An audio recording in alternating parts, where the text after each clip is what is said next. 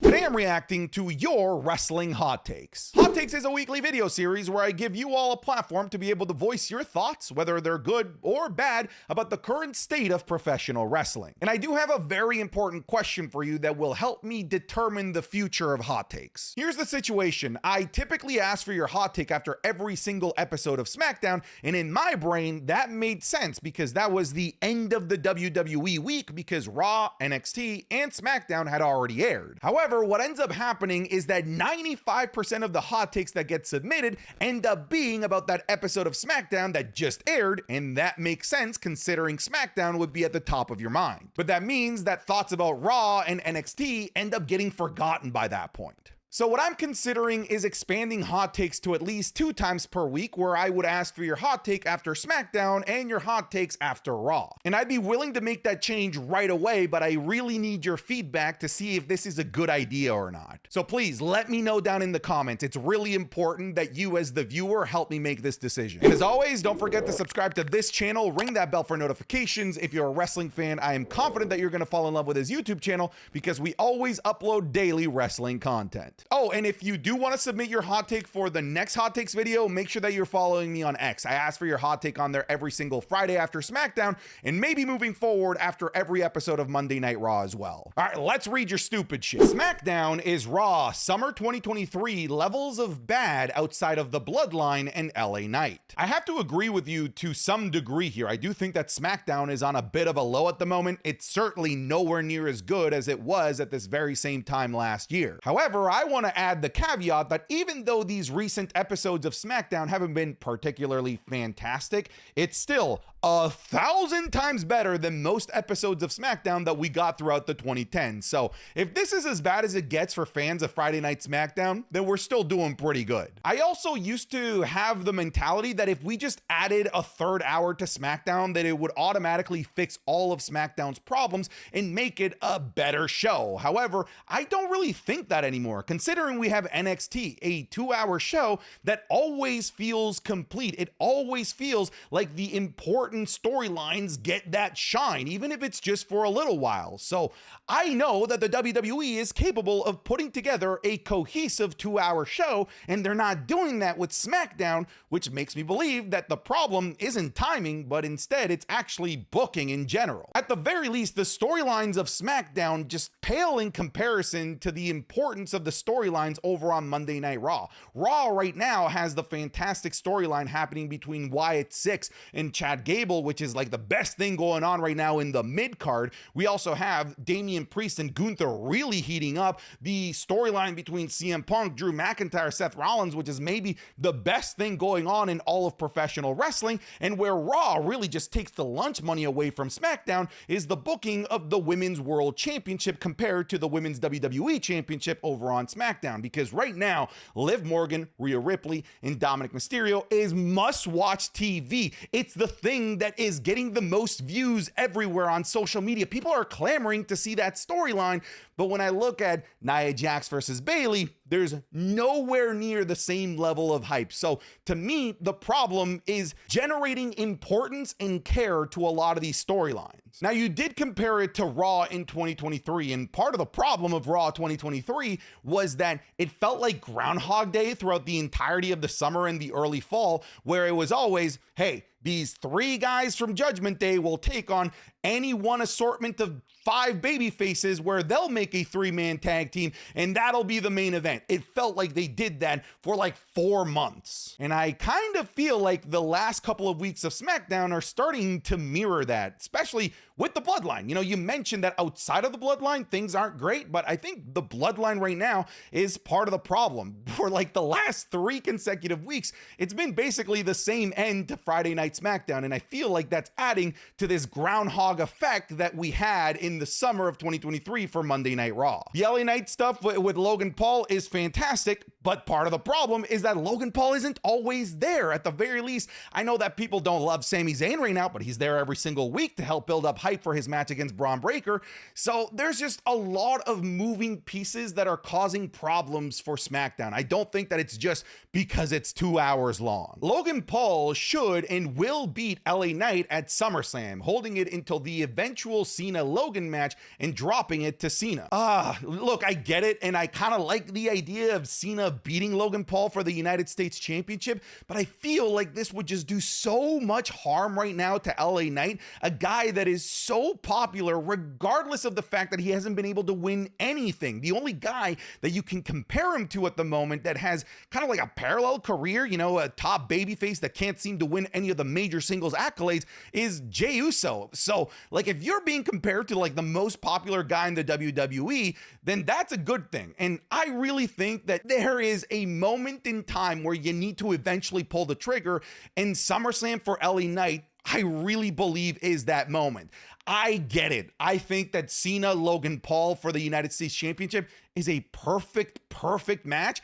I love the idea, but I just don't want to sacrifice LA Knight in the process. We can still get Logan Paul versus John Cena, regardless of whether it's for a title or not at some point. But we got to put this title on LA Knight. For the love of God, please, let's do this. Logan beat LA Knight 1v1 on the mic this SmackDown. LA Knight needs to find a way to bounce back. Look, I agree with you, but I also think that Logan Paul is allowed all of the leeway where he can mention whatever he wants, but I don't think that LA Knight is allowed to do any of that. Do you know how much ammo LA Knight could dig up on Logan Paul? It's one Google search away, but he's not allowed to bring any of that stuff up, probably contractually, and probably because you don't want to damage the face of one of your biggest sponsors. So I think that it's kind of unfair to just say that Logan Paul took his lunch money. He did, but it's because LA Knight can't use all of the ammo that he could possibly use. Dude, they're literally about to go on a tour of Japan that Logan Paul isn't going on. Why do you think he's not going on it? That right there would have been a perfect zinger, but you can't use that because it's too controversial and could damage Logan Paul a little bit too much. So it kind of sucks that this is the case. At the very least, it's how I'm interpreting things. Andrade and Melo on SmackDown in 15 minutes was better than MJF and Ospreay on Dynamite for an hour. Okay, no. I think that MJF versus Ospreay is one of the greatest free for TV matches that I've ever seen in my life. That thing was unbelievably good. However, I want to say that Andrade versus Melo for those 15 minutes was also unbelievably good. But look, MJF versus Ospreay, that's a legendary match that people are going to talk about for years and years and years.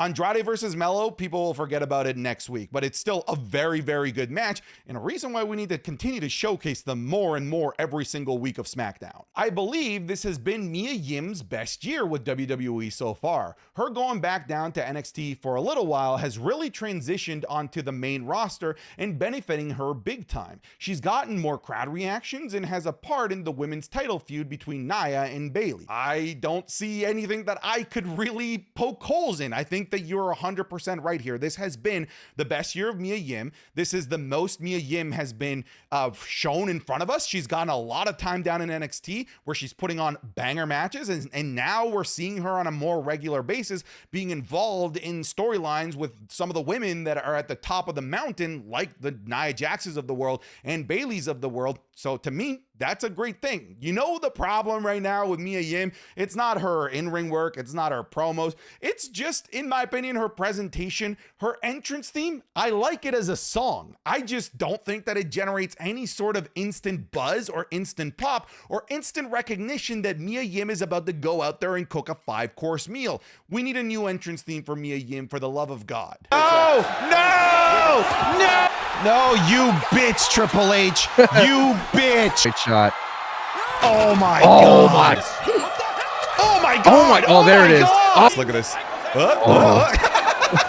That was a sneak peek of this week's SummerSlam Wrestling is Cool Match Club, which is available exclusively over on patreon.com/SantiZap. This week, we're looking at the first ever Universal Championship match between Seth Rollins and the Demon Finn Balor at SummerSlam 2016. The World Championship match between John Cena and Daniel Bryan at SummerSlam 2013. The amazing TLC match between Jeff Hardy and CM Punk at SummerSlam 2009. The famous custody of Dominic Mysterio ladder match between Rey Mysterio and Eddie Guerrero at SummerSlam 2005. And we'll also be looking at the infamous 2005 match between Hulk Hogan and Shawn Michaels at SummerSlam 2005. So if you want to get those match watch-alongs alongside the Raw review, SmackDown review, the Wrestling is Cool podcast 3 days early, and more, make sure you check out patreon.com/SantiZap. The link will be in the description of this video or in the pinned comment. Go check it out. I'm pretty confident that if you even try for 1 month, that you're going to stick around and fall in love with it. All right, back to the video. The Bloodline story is flat out boring without Roman Reigns. The stands say, quote, let them cook,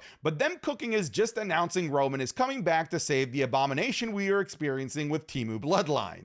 I mean, like, this is good. I mean, I like how you are going right for the jugular here, and I think that you actually hit on something pretty interesting here. The climax of this Bloodline storyline isn't what Solo is going to do. It is the return of Roman Reigns. I never thought of it that way. And when I think of it that way, I do think that that's kind of problematic, because everything that the Bloodline is doing right now is like, okay, that's cool, that's great, but when is Roman coming back? That is going to be the moment for Bloodline 2.0, the return of this other guy that's not currently in the faction. It sucks that the big moment that we're waiting for with Bloodline 2.0 isn't something to do within the current iteration of the Bloodline, which just kind of has fans in a bit of a holding pattern waiting for Roman Reigns. I know you went for the jugular here. You clearly, showed your cards here that you do not like this current iteration of the Bloodline, but I really think you hit on something here, because you're right. With this Bloodline, we're just waiting for Roman. LA Knight is starting to lose steam. He was over for so long, but hasn't had any title reigns to keep it up, sadly. I really wanted him to win a title. I don't think that he's losing steam, because he's still the guy that's getting the biggest pop on Friday Night SmackDown outside of like Randy Orton. I think that LA Knight gets bigger pops than Cody Rhodes. Call me crazy, call me a Satanist, I don't know. I got ears, and what I'm hearing is that people still love LA Knight. And I already used the comparison to him and Jey Uso, and Jey Uso's still near the top of the mountain, even though he also hasn't won anything. So I think that LA Knight is fine, but I also am with you. I want to see him win a title. I want to see this pursuit eventually lead to something big for him. Gunther should lose the SummerSlam match. Instead, have Finn drop the tag titles at SummerSlam to Awesome Truth and start a rivalry with Damian Priest as the Judgment Day are ripped apart by Liv Morgan and Finn. Look, I like the idea of Damian Priest versus Finn Balor at some point for the world title. I love the idea. It's mouth-watering. I just don't know how we can make this work, how we can interwove this storyline before he loses the title to Gunther, because I think it's inevitable. I think Gunther is going to win at SummerSlam, which I think might result in Damian Priest versus Finn Balor not being for the world title. And I actually think that sucks. I would have loved to see Damian Priest defend against his once brother Finn Balor, but I think if we do have a feud between those two, that it's going to be for the heart and soul of the Judgment Day, which is kind of like what will eventually happen between Solo and Roman Reigns, the heart and soul of the Bloodline. But I just don't think that the heart and soul of the Judgment Day has the same appeal as the heart and soul of the Bloodline. So I felt personally like a title would have helped elevate that storyline to make it feel even stronger, more important, but I don't see it happening with how timelines are playing out, because I think Gunther is ripping that title away from him at SummerSlam. So far, Cody's reign is not what I expected it to be. That will hopefully change after SummerSlam. Here's my question, Joey. What did you expect it to be? Genuinely, did you have any expectations for it? Because I actually didn't. I felt like we were in uncharted territory. I didn't know what to expect from the guy that could dethrone Roman Reigns. I just don't know that it could be much better with how WWE kind of handcuffed Cody Rhodes to The Rock in that promo right after WrestleMania. Because to me, everything that happens until The Rock comes back doesn't matter. Look, I know that Cody Rhodes versus AJ Styles was a great feud and a great match, but we always knew Cody was winning because we knew that we eventually had to get the stuff with The Rock.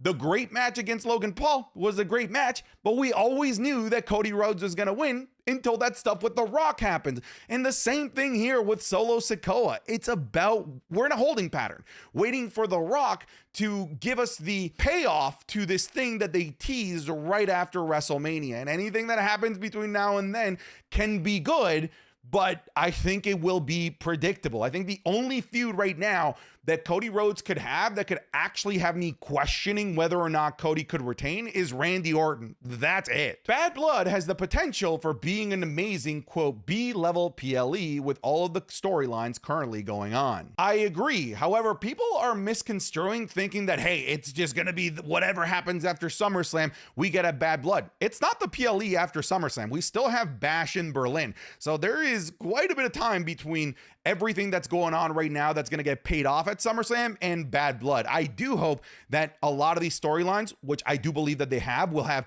good enough steam and big enough waves for us to get more of it at Bad Blood. On top of that, Peacemaker Season 2 will be done filming by then, so I could see John Cena having a match on this show as well, which would be pretty awesome. If WWE is serious about pushing the move to Netflix is a huge thing, and The Rock and John Cena had mentioned how big the move would be, for Cena's 2025 run and the start of Raw on Netflix, the first main event of Raw in 2025 should be John Cena versus the Final Boss. I love the wishful thinking. There's no way that would ever happen on free TV, but then again, who knows? Maybe the WWE really just want to hit it out of the park with their first episode of Monday Night Raw. I think they're going to. I think that they're going to give us huge things. Cena has already mentioned that he plans on being on that episode, but I don't think that it's going to be a match between those two. I just don't see a world where that would happen.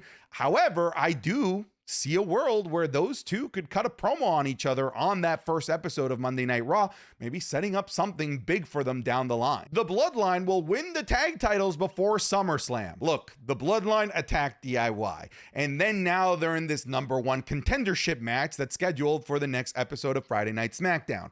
Like a month and a half ago, I predicted that Tama Tonga and Tonga Loa were going to be the next tag champions, and people called me a madman.